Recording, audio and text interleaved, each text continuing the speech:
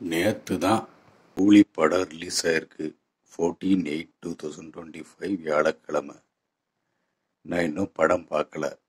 அதுக்குள்ள நிறைய பேர் விமர்சனம் கூலி படம் அப்படி இருக்கு, இப்படி இருக்கு, இப்படி எதிர்பார்த்துட்டு போனேன், அப்படி இருக்கு, இப்படி நிறைய சொல்றாங்க. பட் நான் ஒன்று சொல்லிக்கிறேன், கூலி படம்னு இல்லை, எந்த படமா இருந்தாலும் மனசை பிளாங்கா வச்சுட்டு போங்க. அந்த எதிர்பார்ப்பு இந்த எதிர்பார்ப்பெல்லாம் பார்க்காதீங்க. பிளாங்கா வச்சுட்டு போங்க. அப்பந்தான் படத்துல என்ன மெசேஜ் சொல்ல வராங்க, என்ன விஷயம் அப்படிங்கிறது அந்த கிளியர் ஸ்டேட், பிளாங்க் ஸ்டேட்ல புரியும். அது இல்லாம நம்ம ஒன்று எதிர்பார்த்து அது ஒன்று வாச்சுதுன்னு வைங்களேன், அப்புறம் கல்யாணம் மாதிரி ஆயிரும். அதனால பிளாங்கா கிளியரா போங்க. ஒன்றும் தெரியாத ஆள் போனா எப்படி இருக்கும், அந்த மாதிரி ஒன்றும் தெரியாதவன் மாதிரி போய் உட்கார்ந்து பாருங்க.